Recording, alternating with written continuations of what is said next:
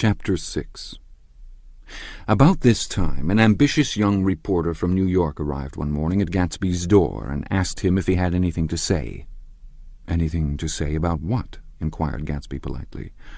"Why, any statement to give out."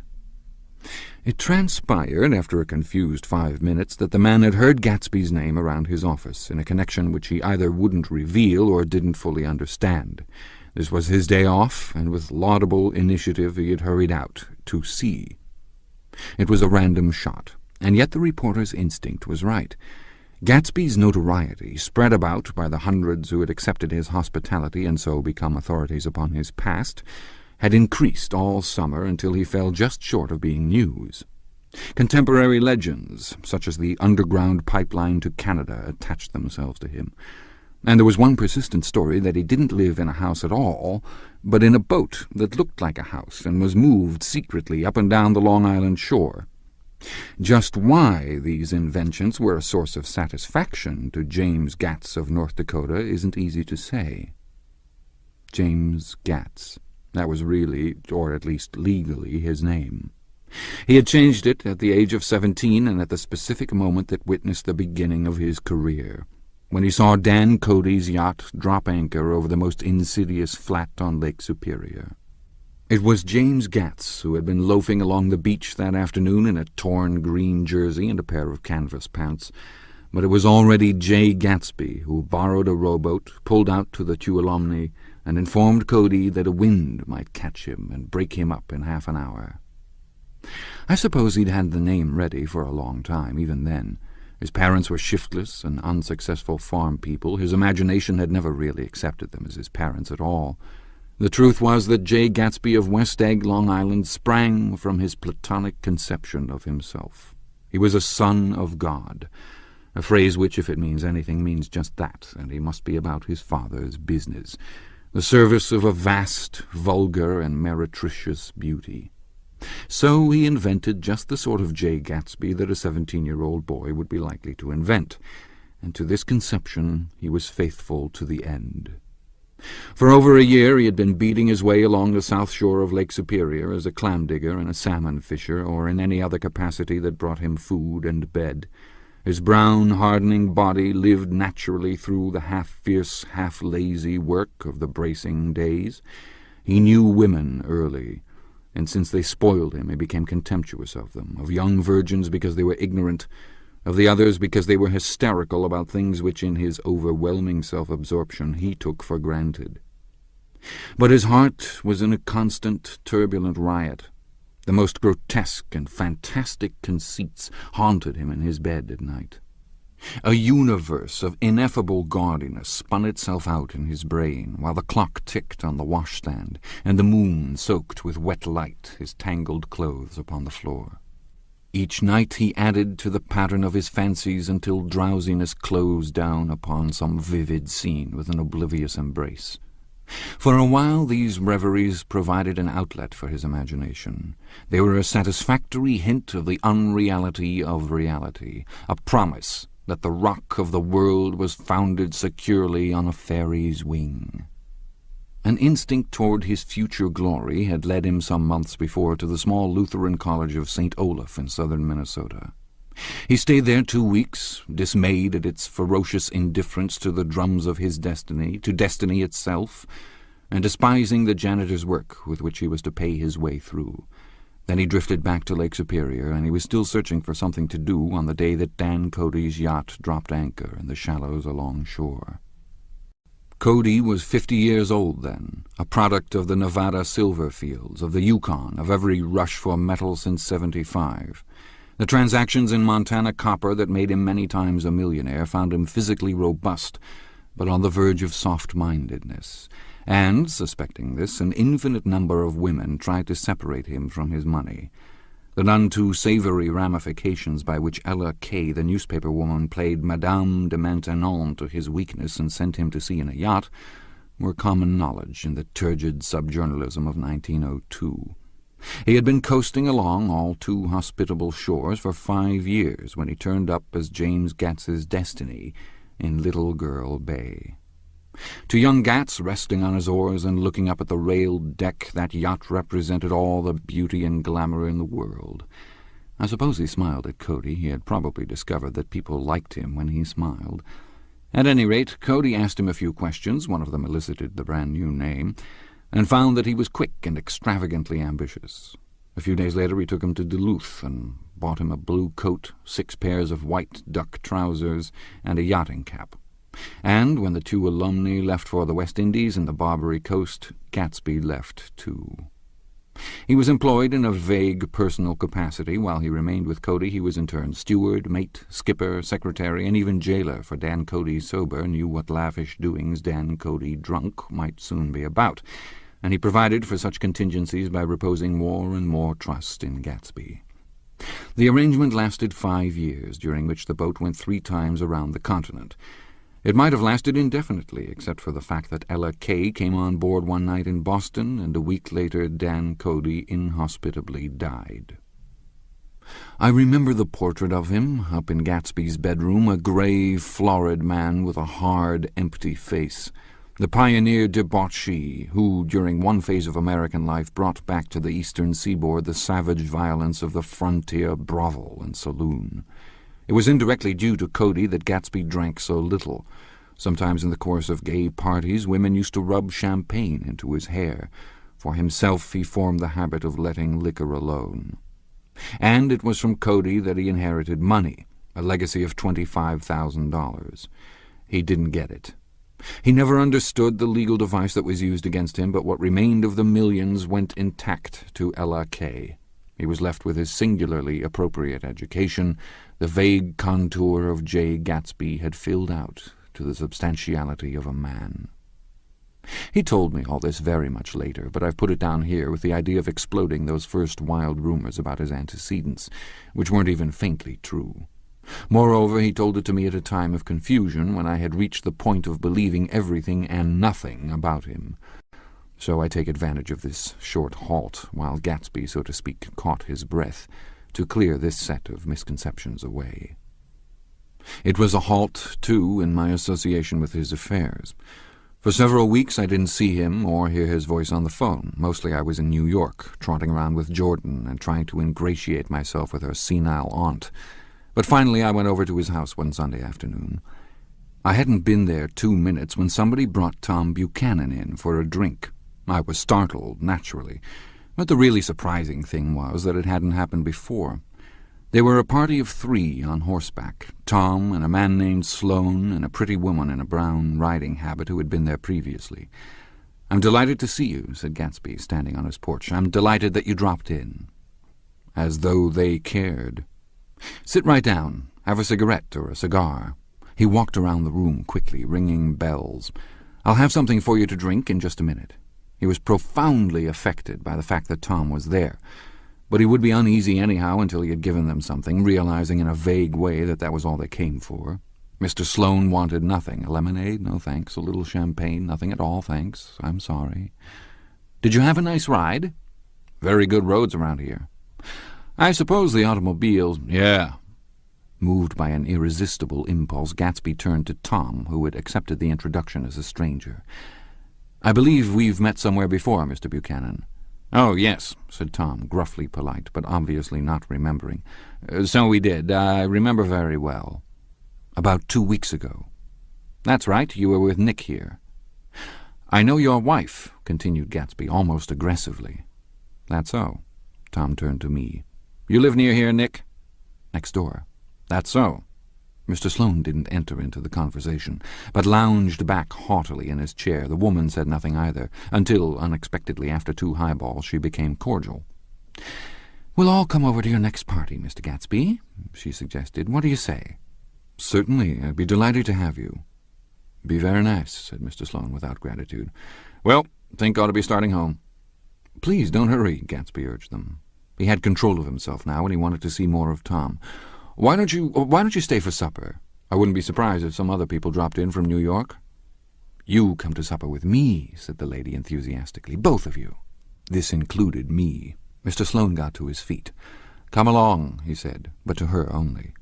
"I mean it," she insisted. "I'd love to have you. Lots of room." Gatsby looked at me questioningly. He wanted to go, and he didn't see that Mr. Sloane had determined he shouldn't. "I'm afraid I won't be able to," I said. "Well, you come," she urged, concentrating on Gatsby. Mr. Sloane murmured something close to her ear. "We won't be late if we start now," she insisted aloud. "I haven't got a horse," said Gatsby. "I used to ride in the army, but I've never bought a horse. I'll have to follow you in my car. Excuse me for just a minute." The rest of us walked out on the porch, where Sloane and the lady began an impassioned conversation aside. "My God, I believe the man's coming," said Tom. "Doesn't he know she doesn't want him?" "She says she does want him." "She has a big dinner party, and he won't know a soul there." He frowned. "I wonder where in the devil he met Daisy. By God, I may be old-fashioned in my ideas, but women run around too much these days to suit me. They meet all kinds of crazy fish." Suddenly Mr. Sloane and the lady walked down the steps and mounted their horses. "Come on," said Mr. Sloane to Tom. "We're late. We've got to go." And then to me, "Tell him we couldn't wait, will you?" Tom and I shook hands. The rest of us exchanged a cool nod, and they trotted quickly down the drive, disappearing under the August foliage, just as Gatsby, with hat and light overcoat in hand, came out the front door. Tom was evidently perturbed at Daisy's running around alone, for on the following Saturday night he came with her to Gatsby's party. Perhaps his presence gave the evening its peculiar quality of oppressiveness. It stands out in my memory from Gatsby's other parties that summer. There were the same people, or at least the same sort of people, the same profusion of champagne, the same many-coloured, many-keyed commotion. But I felt an unpleasantness in the air, a pervading harshness that hadn't been there before. Or perhaps I had merely grown used to it, grown to accept West Egg as a world complete in itself, with its own standards and its own great figures, second to nothing because it had no consciousness of being so. And now I was looking at it again, through Daisy's eyes.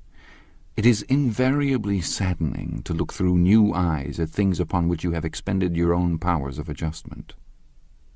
They arrived at twilight, and as we strolled out among the sparkling hundreds, Daisy's voice was playing murmurous tricks in her throat. "These things excite me so," she whispered. "If you want to kiss me at any time during the evening, Nick, just let me know, and I'll be glad to arrange it for you. Just mention my name, or present a green card. I'm giving out green—" "Look around," suggested Gatsby. "I'm looking around. I'm having a marvellous—" "You must see the faces of many people you've heard about." Tom's arrogant eyes roamed the crowd. "We don't go around very much," he said. "In fact, I was just thinking I don't know a soul here." "Perhaps you know that lady." Gatsby indicated a gorgeous, scarcely human orchid of a woman who sat in state under a white plum tree. Tom and Daisy stared with that peculiarly unreal feeling that accompanies the recognition of a hitherto ghostly celebrity of the movies. "She's lovely," said Daisy. The man bending over her is her director. He took them ceremoniously from group to group. Mrs. Buchanan and Mr. Buchanan. After an instant's hesitation he added, "the polo player." "Oh, no," objected Tom quickly, "not me." But evidently the sound of it pleased Gatsby, for Tom remained the polo player for the rest of the evening. "I've never met so many celebrities," Daisy exclaimed. "I liked that man, what was his name, with a sort of blue nose." Gatsby identified him, adding that he was a small producer. "Well, I liked him anyhow." "I'd a little rather not be the polo player," said Tom pleasantly. "I'd rather look at all these famous people in oblivion." Daisy and Gatsby danced. I remember being surprised by his graceful conservative foxtrot. I had never seen him dance before. Then they sauntered over to my house and sat on the steps for half an hour, while at her request I remained watchfully in the garden, "in case there's a fire or a flood," she explained, "or any act of God." Tom appeared from his oblivion as we were sitting down to supper together. "Do you mind if I eat with some people over here?" he said. "A fellow's getting off some funny stuff." "Go ahead," answered Daisy genially. "And if you want to take down any addresses, here's my little gold pencil." She looked around after a moment and told me the girl was common but pretty, and I knew that except for the half hour she'd been alone with Gatsby, she wasn't having a good time. We were at a particularly tipsy table. That was my fault. Gatsby had been called to the phone, and I'd enjoyed these same people only 2 weeks before. But what had amused me then turned septic on the air now. "How do you feel, Miss Bedecker?" The girl addressed was trying unsuccessfully to slump against my shoulder. At this inquiry she sat up and opened her eyes. "What?" A massive and lethargic woman who had been urging Daisy to play golf with her at the local club tomorrow spoke in Miss Bedeker's defence. "Oh, she's all right now. When she's had 5 or 6 cocktails, she always starts screaming like that. I tell her she ought to leave it alone." "I do leave it alone," affirmed the accused hollowly. "We heard you yelling, so I said to Doc Civet here, 'There's somebody that needs your help, Doc.'" "She's much obliged, I'm sure," said another friend without gratitude. "But you got her dress all wet when you stuck her head in the pool." "Anything I hate is to get my head stuck in a pool," mumbled Miss Bedeker. "They almost drowned me once over in New Jersey." "Then you ought to leave it alone," countered Dr. Civet. "Speak for yourself," cried Miss Bedeker violently. "Your hand shakes. I wouldn't let you operate on me." It was like that.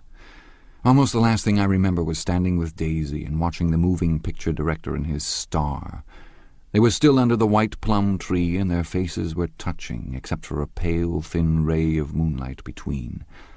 It occurred to me that he had been very slowly bending toward her all evening to attain this proximity, and even while I watched I saw him stoop one ultimate degree and kiss at her cheek.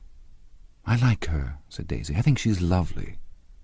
But the rest offended her, and inarguably, because it wasn't a gesture but an emotion.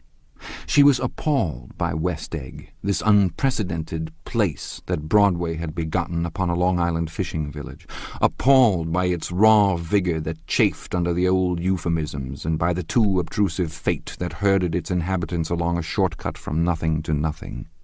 She saw something awful in the very simplicity she failed to understand. I sat on the front steps with them while they waited for their car. It was dark here in front. Only the bright door sent 10 square feet of light volleying out into the soft black morning. Sometimes a shadow moved against the dressing-room blind above, gave way to another shadow, an indefinite procession of shadows that rouged and powdered in an invisible glass. "Who is this Gatsby, anyhow?" demanded Tom suddenly. "Some big bootlegger?" "Where'd you hear that?" I inquired. "I didn't hear it, I imagined it. A lot of these newly rich people are just big bootleggers, you know." "Not Gatsby," I said shortly. He was silent for a moment. The pebbles of the drive crunched under his feet. "Well, he certainly must have strained himself to get this menagerie together." A breeze stirred the grey haze of Daisy's fur collar. "At least they're more interesting than the people we know," she said with an effort. "You didn't look so interested." "Well, I was." Tom laughed and turned to me. "Did you notice Daisy's face when that girl asked her to put her under a cold shower?" Daisy began to sing with the music in a husky, rhythmic whisper, bringing out a meaning in each word that it had never had before and would never have again. When the melody rose, her voice broke up sweetly, following it in a way contralto voices have, and each change tipped out a little of her warm, human magic upon the air. "Lots of people come who haven't been invited," she said suddenly. "That girl hadn't been invited. They simply forced their way in, and he's too polite to object." "I'd like to know who he is and what he does," insisted Tom, "and I think I'll make a point of finding out." "I can tell you right now," she answered. "He owns some drugstores, a lot of drugstores. He built them up himself." The dilatory limousine came rolling up the drive. "Good night, Nick," said Daisy. Her glance left me and sought the lighted top of the steps, where 3 o'clock in the morning, a neat, sad little waltz of that year was drifting out the open door. After all, in the very casualness of Gatsby's party, there were romantic possibilities totally absent from her world. What was it up there in that song that seemed to be calling her back inside? What would happen now, in the dim, incalculable hours? Perhaps some unbelievable guest would arrive, a person infinitely rare and to be marvelled at, some authentically radiant young girl who, with one fresh glance at Gatsby, one moment of magical encounter, would blot out those 5 years of unwavering devotion. I stayed late that night. Gatsby asked me to wait until he was free, and I lingered in the garden until the inevitable swimming party had run up, chilled and exalted, from the black beach, until the lights were extinguished in the guest rooms overhead. When he came down the steps at last, the tanned skin was drawn unusually tight on his face, and his eyes were bright and tired. She didn't like it, he said immediately. Of course she did. She didn't like it, he insisted. She didn't have a good time. He was silent, and I guessed at his unutterable depression. I feel far away from her, he said. It's hard to make her understand. You mean about the dance? The dance! He dismissed all the dances he had given with a snap of his fingers. Old sport, the dance is unimportant. He wanted nothing less of Daisy than that she should go to Tom and say, I never loved you. After she had obliterated 4 years with that sentence, they could decide upon the more practical measures to be taken. One of them was that after she was free they were to go back to Louisville and be married from her house, just as if it were 5 years ago. And she doesn't understand, he said. She used to be able to understand. We'd sit for hours. He broke off and began to walk up and down a desolate path of fruit rinds and discarded favours and crushed flowers. I wouldn't ask too much of her, I ventured. You can't repeat the past. Can't repeat the past? He cried incredulously. Why, of course you can. He looked around him wildly, as if the past were lurking here in the shadow of his house, just out of reach of his hand. I'm going to fix everything just the way it was before, he said, nodding determinedly. She'll see. He talked a lot about the past, and I gathered that he wanted to recover something, some idea of himself, perhaps, that had gone into loving Daisy. His life had been confused and disordered since then, but if he could once return to a certain starting place and go over it all slowly, he could find out what that thing was. One autumn night 5 years before, they had been walking down the street when the leaves were falling, and they came to a place where there were no trees and the sidewalk was white with moonlight. They stopped here and turned toward each other. Now it was a cool night with that mysterious excitement in it which comes at the 2 changes of the year. The quiet lights in the houses were humming out into the darkness, and there was a stir and bustle among the stars. Out of the corner of his eye, Gatsby saw that the blocks of the sidewalks really formed a ladder and mounted to a secret place above the trees. He could climb to it if he climbed alone, and once there he could suck on the pap of life, gulp down the incomparable milk of wonder.